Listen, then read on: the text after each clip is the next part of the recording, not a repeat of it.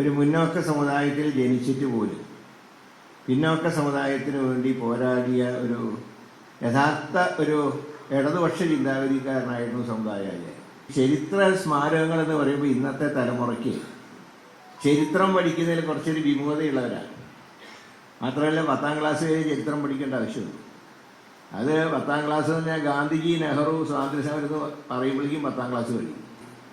NSS പൊതുവെ നാടിൻ്റെ നന്മയ്ക്കാണ് പ്രവർത്തിക്കുന്നത്. ഈ കരയോഗം ആ കാര്യങ്ങളിലെല്ലാം മുൻകൈ എടുക്കുന്നുണ്ട്. ഇപ്പം നമുക്കറിയാം, ആറ്റുകാൽ പൊങ്കാല ദിവസം ഈ പ്രദേശത്തൊക്കെ പൊങ്കാല ഇടുന്ന നമ്മുടെ സഹോദരിമാർക്ക് ഇത്തവണ അവർക്ക് വലിയൊരു സന്തോഷമായി. ഇത്തവണ AC ഹാളിൽ വന്നിട്ട് നന്നായിട്ട് റെസ്റ്റ് ചെയ്യാൻ. കാരണം നല്ല ചൂട് കൂടുതലായിരുന്നല്ലോ ഇത്തവണത്തെ ആറ്റുകാൽ പൊങ്കാല. അപ്പോൾ പൊങ്കാല സമയത്ത് ഈ പ്രദേശത്തുള്ള എല്ലാ സഹോദരിമാർക്കും ഇവിടെ ഒരു വലിയൊരു ആശ്വാസമായി. ഞാൻ ഇത്തവണ ഉച്ചഭക്ഷണം കഴിച്ചത് ഇവിടെ ഇരുന്നു. എല്ലാവരോടൊപ്പം ഇരുന്നിട്ടാണ് ഇത്തവണ ഉച്ചയ്ക്ക് ഭക്ഷണം കഴിച്ചത്. അപ്പോൾ നല്ല രീതിയിൽ ഈ സ്ഥാപനം മുന്നോട്ട് പോട്ടെ. സമുദായ ആചാര്യൻ്റെ അദ്ദേഹത്തിൻ്റെ ഒരു കാലത്തെ പ്രവർത്തനമാണ് സത്യം പറഞ്ഞാൽ കേരളം ഒരു മതസൗഹാർദ്ദത്തിൻ്റെ വേദിയായി മാറാൻ കാരണം. മറ്റൊന്നും കൊണ്ടല്ല, ഒരു മുന്നോക്ക സമുദായത്തിൽ ജനിച്ചിട്ട് പോലും പിന്നോക്ക സമുദായത്തിന് വേണ്ടി പോരാടിയ ഒരു യഥാർത്ഥ ഒരു ഇടതുപക്ഷ ചിന്താഗതിക്കാരനായിരുന്നു സമുദായാചാര്യൻ. വൈക്കം സത്യാഗ്രഹ സമയത്ത് മഹാത്മാഗാന്ധി അന്ന് തിരുവിതാംകൂറിൽ വന്ന് സമരസ്ഥലമൊക്കെ സന്ദർശിച്ചപ്പോൾ അദ്ദേഹം ഒരു കാര്യം പ്രത്യേകം പറഞ്ഞു. അദ്ദേഹം പറഞ്ഞു, ഇന്ത്യയുടെ പല ഭാഗങ്ങളിലും ഞാൻ സന്ദർശിച്ചപ്പോൾ, സ്വാതന്ത്ര്യ സമര പ്രവർത്തനങ്ങളുമായി സഞ്ചരിച്ചപ്പോൾ എല്ലായിടത്തും സവർണർ അവർണരെ ദ്രോഹിക്കുന്നു എന്നാണ് എപ്പോഴും എനിക്ക് കിട്ടുന്ന വിവരങ്ങൾ. പല രംഗങ്ങളും ഞാൻ നേരിട്ട് അതിൻ്റെ അനുഭവം ഞാൻ കണ്ടിട്ടുണ്ട്. പക്ഷേ ഇവിടെ വന്നപ്പോൾ ഒരു സവർണൻ അവർണർക്ക് വേണ്ടി പോരാടുന്ന ഒരു ചിത്രം ഞാൻ ആദ്യമായി കാണുകയാണ് എന്ന് സൂചിപ്പിച്ചു. അതാണ് കേരളത്തിൽ സത്യം പറഞ്ഞാൽ മറ്റ് പ്രദേശങ്ങളെക്കാൾ കേരളം ഒരു മതസൗഹാർദ്ദത്തിൻ്റെ കേന്ദ്രമായി മാറാൻ കാരണം സമുദായത്തിൻ്റെയൊക്കെ പ്രവർത്തനങ്ങളാണ്. ചട്ടമ്പിസ്വാമികളുടെ അതേ ആശയങ്ങൾ ഉൾക്കൊണ്ടുകൊണ്ട് അധികം മുന്നേറി.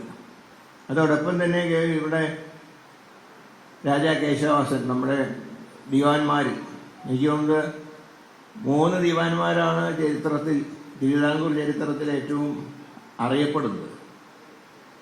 ഒന്ന് രാമയ്യൻ തളം, ആദ്യത്തെ ഒരു ദിവാൻ്റെ സ്ഥാനമായിരുന്നു മാർത്താണ്ഡവർമ്മയുടെ കാലത്ത്.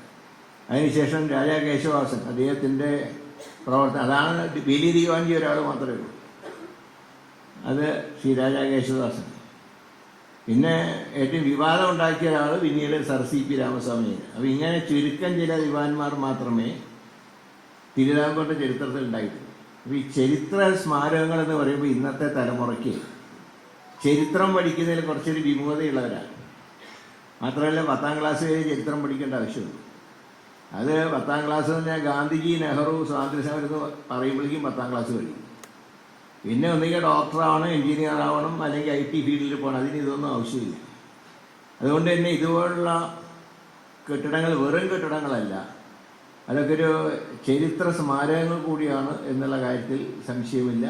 ഏതായാലും ഒരുപാട് ആളുകൾക്ക് ഒരു അത്താണിയായി മാറാൻ ഈ കെട്ടിടത്തിന് കഴിയട്ടെ എന്ന് മാത്രം ആശംസിച്ചുകൊണ്ട്, ഒരുപാട് ഡിസ്പ്യൂട്ടായിരുന്നു മഹാനായ ചട്ടമ്പിസ്വാമികളുടെ ഒരു സ്മാരകം എന്നുള്ളത്. കേരളത്തിൻ്റെ മൊത്തം ആവശ്യമായിരുന്നു.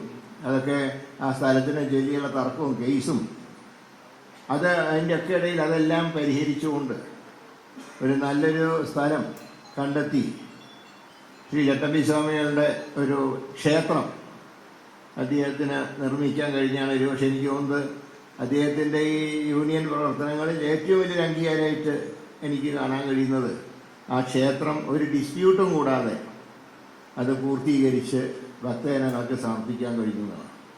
എനിക്കൊരു കാര്യത്തിൽ അതിൽ അഭിമാനമുള്ളത്, ഞാൻ MLA ആയിരുന്നപ്പോഴാണ് അതിൻ്റെ പ്രവർത്തനം തുടങ്ങിയത്.